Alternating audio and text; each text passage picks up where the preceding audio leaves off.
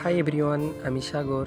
তো আজ চলে গেছিলাম একটু মলে মাংস নিতে এবং আমি ভাবলাম তোমাদের একটু দেখিয়ে দিই এখানে বিফের কীরকম দাম। দেখো, এখানে দাম আছে 700 রুবেল, এটা 850 রুবেল, এটা 1200।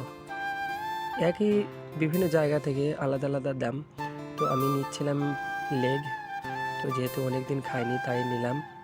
এবং দেখো, এটা তো গ্রামের দিকে সবাই পছন্দ করে না, কিন্তু আমরা যেহেতু অনেকদিন খাইনি তাই নিলাম। তো এটা কত দাম হচ্ছে দেখো, 3টি নিয়েছি, এটা 1800, 1850 দাম, ধরো 1 টাকা কম। আমাদের এখানে তো এত বেশি দাম, তোমাদের ওখানে কেমন দাম অবশ্যই কমেন্টে জানাইও।